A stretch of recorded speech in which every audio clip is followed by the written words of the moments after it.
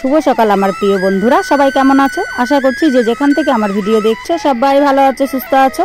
আর আমরাও খুব ভালো আছি। জলপাইগুড়ি জেলার ছোট্ট একটি গ্রাম থেকে আমি আবারও চলে আসলাম নতুন একটা ব্লগ ভিডিও নিয়ে। সম্পূর্ণ ভিডিওটা জুড়ে আমার সাথে থাকার অনুরোধ রইল। যারা নতুন এসেছো, ভিডিওটা যদি ভালো লাগে প্লিজ একটা লাইক করে চ্যানেলটি সাবস্ক্রাইব করে আমার পাশে থেকো।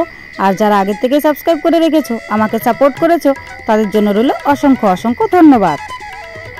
আজ হলো মঙ্গলবারের সকাল, আর এখন বেলা বাজে সকাল 6টা। আর এখন থেকেই আমি তোমাদের সবাইকে সাথে নিয়ে আজকের ব্লগটি শুরু করে দিয়েছি। আই হোপ কি আজকের ব্লগটি তোমাদের ভালো লাগবে। তো বন্ধুরা, আজকে সকাল সকাল কোনো কাজকর্মই তোমাদের সঙ্গে শেয়ার করতে পারিনি, কারণ খুব সকাল সকাল উঠে তাড়াহুড়োর মধ্যে দিয়ে কাজগুলো করেছি, তাই আর শেয়ার করতে পারলাম না। কারণ আজকে হঠাৎ করে চলে যাচ্ছি বাবার বাড়ি, তো হঠাৎ একটা দরকার পড়ে গেল, সে কারণে চলে যাচ্ছি। তো সকাল সকাল ট্রেন ধরতে হবে, 8টা বাজতে 10-এর ট্রেন। তো বাড়ি থেকে বেরিয়ে ট্রেন স্টেশনটা মোটামুটি দূরে আছে, যেতে হবে।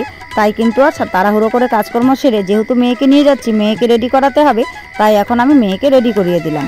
আর যেহেতু গরম পড়েছে, তাই মেয়েকে কিন্তু একটা টেপ জামা পরিয়ে দিলাম, আর অন্য কোনো জামা পরালাম না। আর ট্রেনে করে যাব। আর আমি এখন ব্যাগটাকে গুছিয়ে নিচ্ছি, গুছিয়ে নিয়ে তারপর আমি রেডি হয়ে নেব।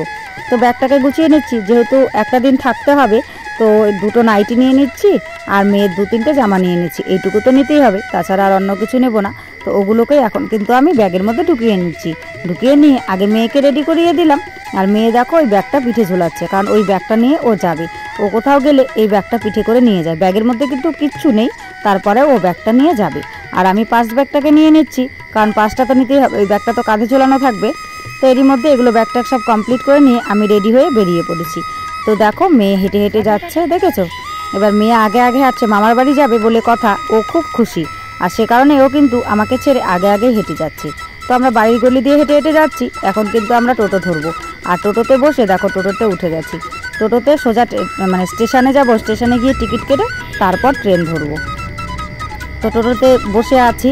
আর আজকে কিন্তু টোটোতে শুধুমাত্র আমরা দুজনই, আর কোনো প্যাসেঞ্জার উঠেনি। তারপর দেখো টিকিট কেটে সোজা টাইম মতো মানে ট্রেনে উঠে পড়েছি। তার মাঝখানে আর কোনো কিছু তোমাদের সঙ্গে শেয়ার করতে পারিনি। ট্রেনে উঠে প্রায় 3.5 ঘন্টা জার্নির পর আমরা কিন্তু স্টেশনে নেমে গেলাম। আর দেখো ট্রেনটা এখনও দাঁড়িয়ে আছে। আর স্টেশনে নেমে আমরা স্টেশন থেকে বেরিয়ে এখন বাড়ির দিকে রওনা হব। তো দেখো এটা আমাদের বাড়ির রাস্তা। তো এটা দিয়ে আমরা মানে টোটো থেকে নেমেছি, নেমে এখান দিয়ে আমরা হেঁটে হেঁটে যাচ্ছি। এই রাস্তাটা দিয়ে কিছু দূর হাঁটার পর আমরা আমাদের বাড়িতে মানে যাবো আর কি। আর আমাদের মানে বাবার বাড়িটা যেহেতু গ্রামে, সেহেতু চারিদিকটা দেখো সবুজে সবুজ। আর এই পুকুর পাড়ের ধার দিয়েই কিন্তু রাস্তা।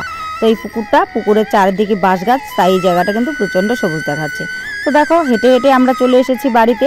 আর এসে আগে মেয়েকে ফ্রেশ করিয়ে দিলাম। ফ্রেশ করিয়ে বিছানায় রেখে আমি আগে ফ্রেশ হলাম। আর এটা বসে আছে আমার বড় মাসি। আমরা তো না জানিয়ে এসছি, আর জানি না বড় মাসি এসছে। তো এসে দেখি বড় মাসি, যাই হোক মাসির সঙ্গেও দেখা হয়ে গেল, মনটা খুব ভালো হয়ে গেল। আর মেয়ে দেখো বিছানায় শুয়ে শুয়ে খেলছে। তো মেয়েকে খাওয়াবো, মা ভাত বাড়ছে। তো আর এদিকে দেখো গাছে উঠে লিচু পাড়ছে ভাই। এটা আমাদের লিচু গাছ। আর লিচু গাছটার মধ্যে উঠে লিচু গাছে। আর আকাশটা কিন্তু মানে প্রচণ্ড খারাপ, জানো তো, যখন তখন বৃষ্টি নেমে যেতে পারে। আর আমরা এসছি বলে ভাই গাছে উঠে লিচু পাড়ছে। আর শুধু ভাই একা উঠেনি, পাশের বাড়ির আরেকটা ভাইও উঠেছে, দুজনে মিলে লিচু পাড়ছে। আর গাছটা এত উঁচুতে, মানে গাছে উঠলে তারপরেও কোটা দিয়ে লিচুগুলোকে পাড়তে হয়। আর ভালোই লিচু ধরেছিল। আমরা যেহেতু অনেকটাই দেরি করে এসেছি, তো অনেক লিচুই কিন্তু শেষ হয়ে গেছে গাছে। এখন মোটামুটি কিছুটা আছে, তবুও একেবারে খারাপ নেই। চলো গাছটা আমি তোমাদের ঘুরিয়ে দেখাচ্ছি। দেখেছো গাছটা কিন্তু প্রচুর বড়। আর অনেক দূর থেকে ভিডিও হচ্ছে বলে ভালো করে দেখা যাচ্ছে না। থোকা থোকা লিচু কিন্তু এখনও প্রায় অনেক আছে। আর বলেছিলাম না দুজন উঠেছে, দেখতে পাচ্ছ তোমরা দুজনকে? দেখো দাঁড়াও একটু জুম করে তোমাদের দেখাচ্ছি। এই যে একজন, আর ওই দিকটায় আছে একজন। আর এই দেখো লিচুগুলো দেখেছো, ওগুলো পেকে কিন্তু মানে লাল টকটকে হয়ে আছে, আর কিছু কিছু কাঁচা আছে। আর এই নিচের লিচুগুলো সব শেষ। এই যে দেখেছো, এই ডালে ভাই বসে আবার কোটা দিয়ে পাড়ছে। আর ওই দিকটায় কিন্তু আরেকটা ভাই আছে, জানো তো। এই যে দেখো নিচের দিকটায় দেখেছো, দুজন উঠেছে লিচু পাড়তে। আসলে গাছটা তো অনেকটাই বড় আর অনেকটাই উঁচু, সে কারণেই কিন্তু উঠে পাড়তে হয়। এই দেখেছো, এই যে দুজনে মিলে লিচুগুলোকে পাড়ছে। মানে আর কি জানো তো, মানে আমি এসছি শুনে আমার বোন কাউকে কিছু না জানিয়ে বোনও কিন্তু চলে এসছে। তো ভাগনা ভাগ্নিরা এসছে বলে ভাই লিচুগুলোকে পাড়ছে, আর ওই ভাইটাকেও নিয়ে পাড়ছে। তো প্রায় অনেকগুলোই লিচু পেরে নিয়েছে। আর এদিকে দেখো আমার এক বান্ধবীও এসছে। আমার আওয়াজ শুনে বান্ধবী রাস্তা দিয়ে যাচ্ছিল, বান্ধবীও এসছে। দেখো এসে বসে আছে। আর এদিকে দেখো আমার মেয়ে আমার ভাইয়ের সঙ্গে পাঙ্গা খেলছে, দেখছো। মানে ও এর জন্য মামার বাড়ি আসার জন্য পাগল হয়। আর এদিকে ভাই ডাকছে আমাকে লিচুগুলো নেওয়ার জন্য, লিচুগুলো নিয়ে আমি চলে এলাম। সবাইকে দিয়ে দিয়ে এই লিচুগুলো আছে, আসলে যে ভাইটা পেয়েছে ও নিয়ে গেছে, পাশাপাশি যারা ছিল সবাইকে দিয়ে দিয়েছি, বান্ধবীটাকেও দিয়ে দিয়েছি। আর এই লিচুগুলো কিন্তু আছে, আর গাছে এখনও অনেক লিচুই আছে, তো পারা যায় না, অনেক উঁচুতে গাছ, সে কারণেই মানে সবগুলো পারা হয়নি। আর দেখেছো লিচুগুলো কি সুন্দর, কিন্তু লিচুগুলো দেখতে সুন্দর হলে কি হবে, ভেতরে কিন্তু প্রচণ্ড পোকা, জানো তো। আর বৃষ্টি পড়ছে, সে কারণে পোকাটা আরও বেশি হচ্ছে। আর লিচুগুলো দেখো যে এই ভাইটা আরও কয়েকটা নিয়ে গেল, আর ওই মানে ওই পুচকাটাকে দেওয়ার জন্য। আর এই ভাইটা কিন্তু আগে অনেকগুলো নিয়েছে। এবার আমি চলে এলাম মেয়েকে খাওয়ানোর জন্য। মেয়েকে এত ডাকছি রান্নাঘরে খাওয়াবো, কিন্তু মেয়ে কিছুতেই যাচ্ছে না রান্নাঘরে খাওয়ার জন্য, ও বিছানায় বসেই খাবে। তো মামার বাড়িতে এসে আবদার করলে তো খাওয়াতেই হয়, তাই মেয়েকে কিন্তু আমি বিছানায় খাইয়ে দিচ্ছি। আর সকাল থেকে না খেয়ে এসছে, তো একটু ঝাল লেগেছে, ও এখন জল খেতে যাচ্ছে। আর ওই বিছানা থেকে এসে এই বিছানায় উঠে পড়ছে, জানো তো, মানে এরকমই করছে। এই ঘরে দুটো বিছানা, আর মেয়েকে খাইয়ে দিয়ে তারপর কিন্তু আমি খেতে বসে গেছি।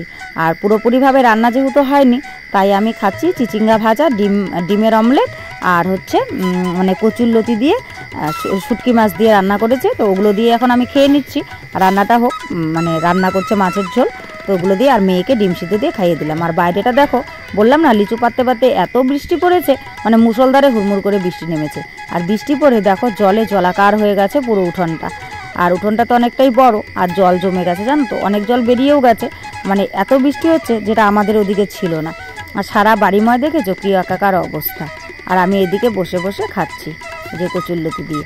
রান্না হোক, তারপর দুপুরবেলার খাওয়া দাওয়া আবার হবে। যেহেতু খিদে পেয়েছে, অনেক সকালবেলায় বেরিয়েছি, তাই। আর মেয়ে খেয়ে দিয়ে দেখো দুষ্টুমি করা শুরু করে দিয়েছে। এই জন্যই কিন্তু ও মামার বাড়ি আসার জন্য খুব ব্যস্ত হয়ে যায়। আর অনেক দিন পর মানে অন্য কারো রান্না খেলে সেটা তো খুব টেস্টি। তারপর খাওয়া দাওয়া করে, বিকেলে খাওয়া দাওয়া করে দেখো সকলে বসে আমরা এখানে আড্ডা দিচ্ছিলাম।